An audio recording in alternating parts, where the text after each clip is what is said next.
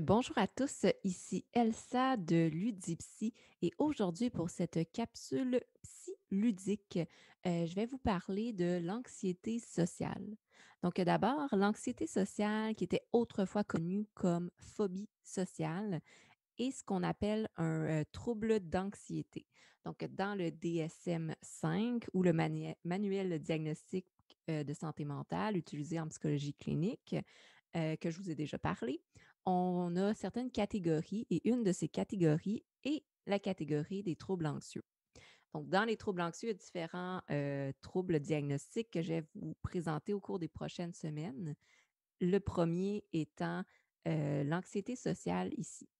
Donc, quand on parle d'un trouble d'anxiété sociale, par exemple, on veut dire que ça engendre une souffrance qui est tellement grande que ça va nuire au niveau du fonctionnement quotidien sur différentes sphères de vie. Ça peut être le fonctionnement au niveau social, au niveau relationnel, amoureux, ça peut être au niveau académique, au niveau familial, etc.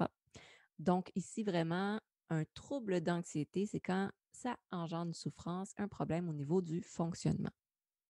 Donc, au niveau du trouble d'anxiété sociale, on parle qu'il y a à peu près une personne sur 20 qui va en être atteint un moment dans sa vie. Donc, on parle à peu près 5. Ça, c'est dans les études scientifiques, c'est ce qui ressort. Selon le DSM-5, on va parler entre 3 et 13 de la population qui va avoir un diagnostic une fois dans sa vie de trouble d'anxiété sociale. On parle ici autant chez les jeunes que chez les adultes. Il faut savoir en fait que un trouble diagnostique, c'est quelque chose qui peut arriver à tout le monde. Il y a certaines personnes qui ont des antécédents génétiques, familiaux ou qui vont vivre des événements de vie qui sont plus propices à développer des troubles diagnostiques. Mais sinon, tout le monde peut avoir un trouble diagnostique. Un trouble diagnostique, on parle en fait de quelque chose, une situation ou des émotions qui vont modifier notre manière de voir et de réagir par rapport à certaines situations. Ça peut être temporaire ou ça peut être chronique. Ce qui se passe, c'est que ça va apparaître dans sa vie. On va arriver idéalement à le traiter, soit avec la psychothérapie, avec la médication, une combinaison des deux, et par la suite, ça va disparaître. Il y a des moments, bien sûr, où on peut faire des rechutes ou est-ce qu'on a des événements plus difficiles qui vont faire en sorte que ça va réapparaître, mais ça peut repartir par la suite. Donc, un trouble diagnostique, on retient que ça vient, ça peut être traité et ça repart. Ce qui fait en sorte que, effectivement, si on a un diagnostic une fois, ça peut revenir par la suite. Donc, il y a certains diagnostics qui vont revenir, qui peuvent en fait revenir à plusieurs reprises, notamment une fois qu'on a eu un diagnostic, exemple, de symptômes dépressifs, ça 50 de chances que ça revienne par la suite.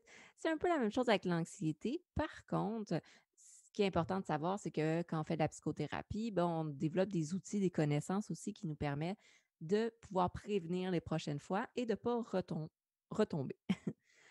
Donc, tout d'abord, qu'est-ce que c'est que l'anxiété sociale? Donc, on entend ce terme-là assez couramment dans le vocabulaire familier, quotidien. J'ai de l'anxiété sociale, je ne peux pas aller à tel événement.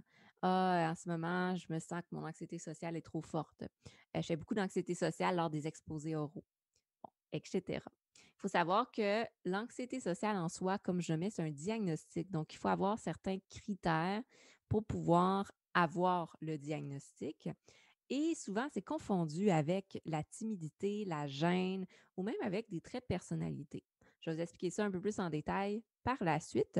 Mais pour commencer, la définition un peu plus familière, je nomme ici, de l'anxiété sociale, on va parler d'un inconfort et vraiment d'un sentiment de détresse ou une peur associée à certaines activités sociales ou à des situations de performance sociale. Donc, c'est une peur qui est associée à la peur d'être observé, d'être embarrassé, d'être humilié, rejeté ou jugé dans des situations sociales. Donc, en bref, c'est la peur d'être humilier ou de faire quelque chose qui va avoir des répercussions sociales dans des situations de d'activité sociale. Donc, pour certaines personnes qui vont être extrêmement anxieuses, ça peut même les amener à avoir des préoccupations excessives, essayer de prévoir, qu'est-ce qui va se passer, essayer de prévoir des discours internes dans des situations sociales. Ça va engendrer aussi beaucoup d'évitement des événements, des situations sociales, ainsi que des comportements sécurisants. Donc, c'est à savoir, j'en ai déjà parlé précédemment dans ma présentation de la courbe d'anxiété, mais que plus qu'on fait de l'évitement des situations qui nous rendent inconfortables et plus qu'on a des comportements sécurisants. Comportements sécurisants, par exemple, ça serait de demander de faire la présentation orale seul devant le professeur, ou ça serait de jamais manger en public, ou de manger en public, mais seulement avec des amis ou mettre ses écouteurs quand on marche pour pas entendre les gens. Bon, il y a différents petits comportements sécurisants. Ça peut être très, très subtil. Certaines personnes, ça va être des objets qu'ils vont garder avec eux, d'avoir son téléphone, puis de parler au téléphone avec des amis pendant qu'on fait une activité sociale, etc. Donc, c'est à savoir que plus qu'on fait des comportements d'évitement et plus qu'on fait des comportements sécurisants, et les deux souvent ensemble se combinent, plus qu'en fait, on vient renforcer l'impression de peur et c'est ce qui fait en sorte que certaines personnes vont avoir de l'anxiété sociale chronique. C'est que c'est devenu ancré assez profond et que le niveau d'anxiété est assez intense dès le départ. Ce qui fait en sorte que c'est parfois des gens qui vont totalement éviter les situations sociales, les foules, qui veulent connecter avec les gens, qui veulent euh, faire des activités sociales, mais que l'inconfort est trop grand et l'anxiété est trop intense.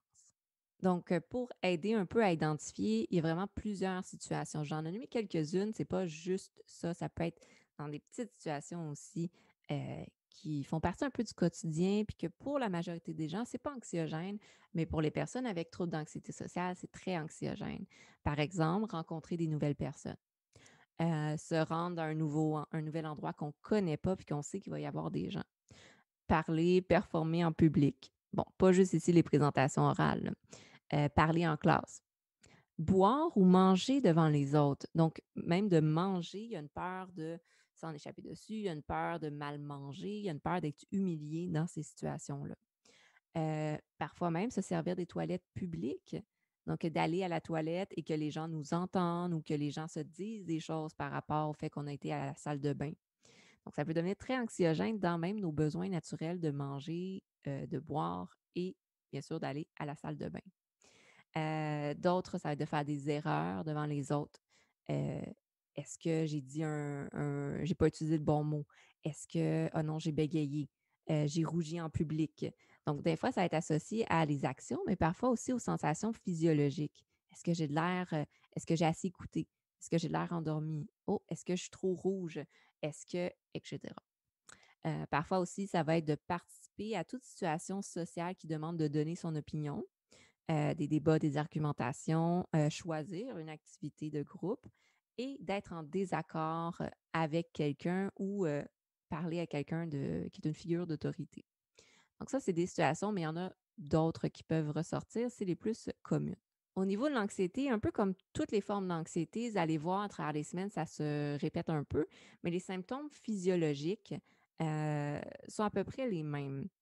Il faut savoir, puis j'avais expliqué précédemment, mais très, très, très rapidement, que dans le fond, il y a une différence entre stress et anxiété. Donc, le stress associé à un danger, une peur réelle. Exemple, un ours m'attaque, je dois réagir.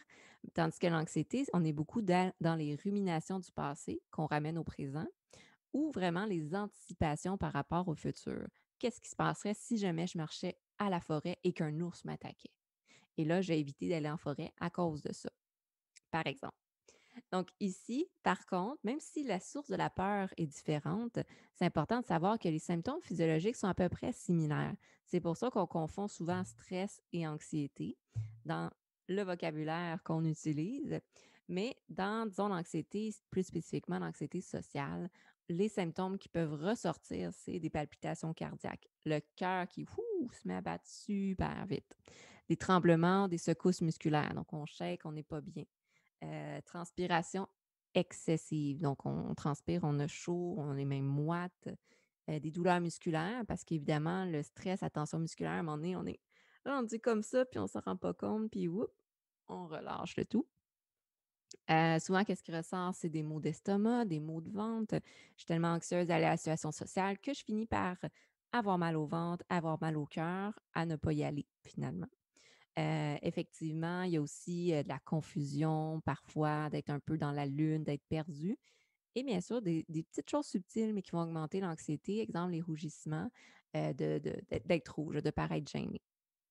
Un élément que je voulais mentionner qui est, selon moi, très important, c'est de quand même bien différencier entre la timidité, la gêne et l'anxiété sociale.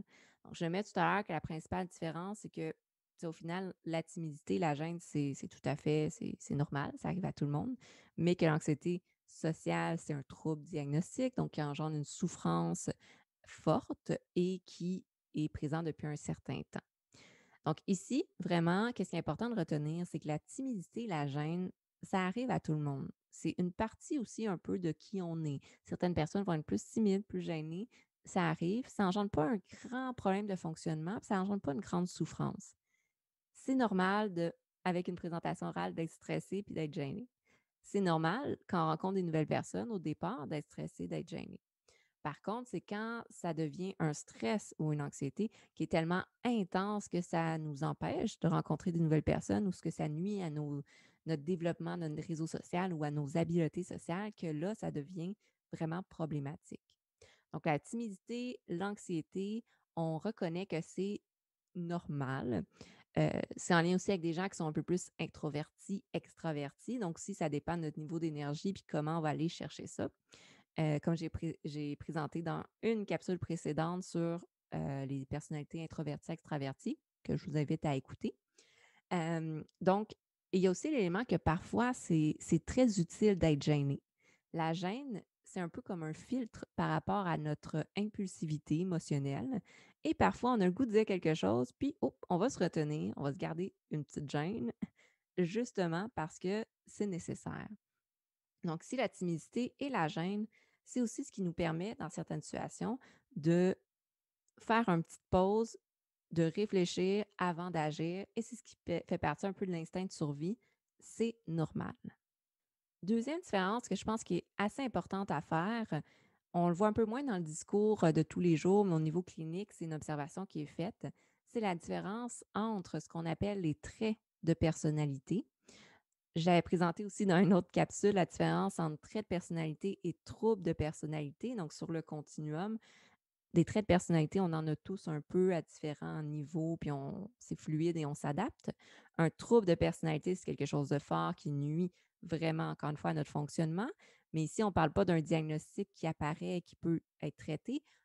Un trouble de personnalité ou un trait de personnalité, c'est une partie de nous, puis on doit le flexibiliser. Il ne va jamais disparaître à 100%, mais on l'adapte selon les situations pour que ça ne nous nuise plus.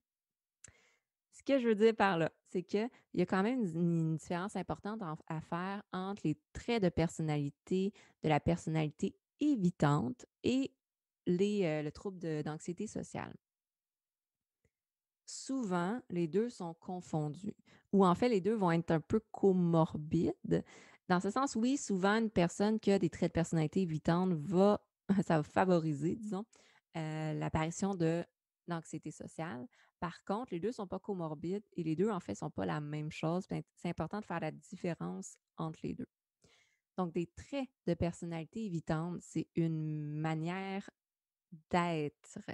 Donc, c'est une manière d'agir et de ressentir les émotions par rapport à certaines situations. Sociales, oui, mais pas juste sociales, mais ça peut être aussi interpersonnel et relationnel.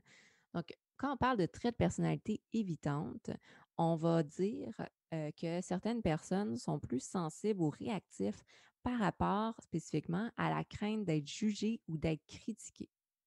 Donc, c'est des gens qui vont éviter les situations de conflit, qui vont éviter les situations où ce qui peuvent être évaluées ou jugées, qui vont éviter, par exemple, les situations de travail d'équipe ou les situations d'évaluation au travail ou les situations collaboratives où ce qu'ils doivent donner leur opinion et peuvent être jugés par rapport à leur opinion. Donc ici, c'est pas spécifiquement la peur d'être rejeté ou d'être humilié ou d'être ridiculisé, mais c'est vraiment la peur d'être jugé négativement par rapport à qui ils sont. Et ici, ça peut aller loin, ça peut même aller jusqu'à la crainte d'être jugé par rapport à leurs expressions émotionnelles. Est-ce que j'ai de l'air trop heureuse? Est-ce que j'ai de l'air trop contrariée? Je devrais-tu comment je dois agir dans telle situation sociale? Comment je dois faire? Comment je dois m'adapter? Qu'est-ce que je dois nommer? Qu'est-ce que je ne dois pas nommer? Donc ici, la peur d'être jugé ou d'être critiqué, ça fait en sorte que c'est des gens qui vont éviter des situations, comme j'ai nommé, sociales, mais qui vont aussi faire ce qu'on appelle de l'inhibition émotionnelle. Ça veut dire qu'ils vont essayer de présenter une neutralité émotionnelle. Ils vont cacher leurs émotions. Donc, c'est des gens souvent qu'on va trouver un peu amorphes émotionnellement, qui sont très neutres, qui vont faire une joke, ils vont rire un petit peu, mais pas trop. Ils vont pas exprimer la tristesse, ils vont pas exprimer la joie. Donc, ils sont assez sur la neutralité et c'est un moyen pour eux de se protéger parce que s'ils sont neutres, ben, les gens ne peuvent pas les juger ou les critiquer par rapport à leurs émotions. Donc, ça, c'est un trait de personnalité. Ça veut dire que quand on travaille là-dessus, on vient travailler la flexibilité, de comprendre que dans certaines situations, c'est normal de démontrer ses émotions et de réagir ou de nommer son opinion. Et dans d'autres situations, ben, c'est correct de se cacher un peu plus, d'être plus neutre émotionnellement. Donc, on voit quand même, il y a une différence subtile, mais il y a une différence entre les traits de personnalité de la personnalité évitante, éviter d'être jugé, d'être critiqué, inhibition émotionnelle, et les gens qui ont de l'anxiété sociale, qui vont souvent l'exprimer assez fortement, leurs émotions. On s'en rend compte qu'ils sont anxieux. Et c'est vraiment la peur ici d'être humilié et ridiculisé dans des activités, des situations sociales. Donc, bien sûr, je vous parle de tout ça, mais c'est aussi dans l'optique pour les gens qui se reconnaissent là-dedans de savoir un peu, de voir et de comprendre que ça peut être passager. On veut surtout ne pas éviter, donc on évite d'éviter et on ne veut pas non plus faire de comportements sécurisants. Parallèlement à ça, on veut s'exposer graduellement aux situations qui nous rendent anxieux pour arriver à confronter et affronter nos peurs et pour pas, bien sûr, que ça devienne chronique. Donc ici, je vais vous présenter quelques petits trucs. C'est sûr que je vous recommande à 100% de consulter un psychologue, un psychothérapeute pour venir travailler sur l'anxiété sociale. C'est la solution numéro un, selon moi. Donc, je vous invite à consulter le site de l'Ordre des psychologues du Québec pour voir un peu les services qui sont offerts dans votre région. Mais sinon, par rapport à ce qu'on peut faire à l'extérieur d'un suivi en psychothérapie, il y a bien sûr de s'exposer, comme je nommais, graduellement aux activités sociales qui nous causent de l'anxiété.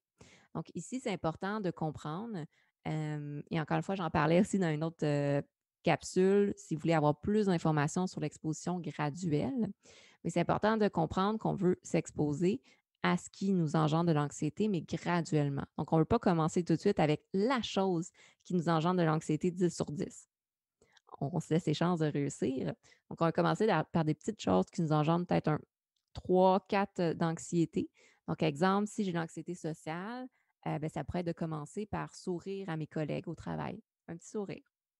Quand je sens que je suis capable de le faire sans m'engendre pas trop d'anxiété, ben, je viens m'exposer, je leur dis bonjour. Hey, bonjour. OK, ça passe bien. J'augmente. OK, ben, je vais aller prendre ma pause avec eux. Je participe pas tant à la conversation, mais je suis dans le groupe. Graduellement, je vais partir un sujet de conversation avec eux. Je continue comme ça. Graduellement, je vais les inviter à aller souper. Donc, on y va vraiment étape par étape. Qu'est-ce qui est très important de comprendre, c'est qu'avant de passer à l'étape supérieure, on s'assure que notre niveau d'anxiété est comme à 1, là. 1, 2 maximum, pour l'étape précédente avant de s'exposer plus, parce qu'on veut vraiment vivre des victoires, gagner confiance en soi, sentir qu'on a réussi à passer au travers de l'anxiété avant de continuer. Une autre technique que je peux vous inviter à essayer, c'est bien sûr de développer ses habiletés relationnelles et sociales. Comment est-ce qu'on fait ça? Bien, ça demande de sortir de sa zone de confort.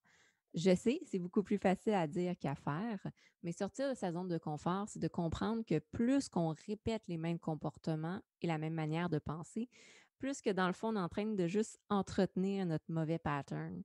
Donc, c'est des comportements qu'on va répéter, répéter, mais qui vont juste amener les mêmes résultats, donc qui vont faire en sorte que l'anxiété va rester. Donc ici, vraiment, ce qu'on veut faire, c'est essayer de changer des petites choses dans notre manière de voir les choses, mais aussi dans notre manière d'agir. Donc, sortir de sa zone de confort pour essayer de confronter ses croyances qui sont erronées. Enfin, dernier petit truc que je vous donne, c'est de faire attention à ces patterns de pensée. Je parlais tout à l'heure des croyances erronées. Croyances erronées, c'est un peu un discours qu'on va se faire dans sa tête, souvent associé à des scénarios catastrophiques. Et ce discours-là, ce qu'il vient faire, c'est qu'il est associé à une croyance qui devient fondamentale, mais qu'on le sait rationnellement que c'est pas vrai. Ce n'est pas parce que je mange en public que les gens vont juste m'entendre et me voir, qui vont juste me fixer puis qui vont rire de moi. Ce n'est pas parce que je marche dans une foule que nécessairement je vais m'enfarger, je vais tomber par terre puis que les gens vont rire de moi. Et ça, c'est une croyance qu'on peut avoir puis qui vient bien sûr renforcer l'anxiété sur tous les niveaux. Donc ici, faire attention à ces patterns de pensée, qu'est-ce que ça veut dire? Ça veut dire que quand on s'en rend compte qu'on a cette pensée-là ou ce scénario-là catastrophique, au lieu de l'alimenter puis le laisser tourner dans notre tête, c'est tout de suite de faire un gros stop. J'arrête ça un instant. Est-ce que ce scénario-là m'est déjà arrivé? Non. Est-ce que la probabilité que ça arrive est grande? C'est rare que quand je mange, les gens me fixent, moi spécifiquement. Euh, à quoi ça me sert en ce moment de penser à ça? Je vais juste me sentir mal, puis ça fait en sorte que je suis stressée, puis ben, je vais avoir mal au ventre en mangeant. OK. Donc, ça ne me sert à rien, les risques que ça arrive sont faibles. Puis au final, si c'est jamais arrivé, je peux me permettre de juste cette pensée-là, là, juste temporairement la mettre de côté. Je l'oublie pas, là, ça reste ça, c'est une peur. Mais temporairement, je la mets de côté, puis je vais y revenir plus tard. Et là, finalement, le temps passe. Soit qu'elle revient, puis whoop, on recommence à exercer, on met ça de côté. Ou finalement, ben, elle finit par disparaître parce que au final, ça reste que l'anxiété, c'est un système d'alarme qui sonne pour aucune raison. Fait qu'on veut l'écouter, mais on veut comprendre que ça ne sert à rien de se laisser activer par ça. Donc, on l'écoute, on le met de côté, puis à un moment donné, il finit par disparaître. Donc, c'est des petits trucs comme ça. L'exposition graduelle, d'arriver à sortir de sa zone de confort et de restructurer ses pensées. C'est sûr que je vous invite à lire un peu plus là-dessus, pardon, et que je vous invite à consulter un psychologue ou un psychothérapeute pour si vous souhaitez approfondir votre démarche d'intervention sur l'anxiété sociale. Dans tous les cas, si jamais vous avez des questions, vous pouvez m'écrire sur la page Facebook de Ludipsy. Je vous invite aussi à consulter le blog de Ludipsy parce que je vais écrire un article avec un peu plus de détails et des références sur l'anxiété sociale. Ça va être présent sur le blog mercredi. Et également, dans les prochaines semaines, je vais présenter d'autres troubles anxieux, notamment les phobies spécifiques, l'anxiété généralisée. Je vais vous présenter aussi des articles en lien avec ces troubles anxieux pour vous informer. Et si jamais vous vous reconnaissez là-dedans puis que vous avez des ressources ou des outils, n'hésitez pas à les écrire dans les commentaires puis les partager aux autres personnes. Donc, j'espère que vous avez aimé cette petite capsule de Ludipsy. C'était le Psy Ludique qui vous expliquait qu'est-ce que c'est que l'anxiété sociale. Je vous souhaite une belle journée, une belle après-midi, une bonne soirée. À la prochaine. Bye bye.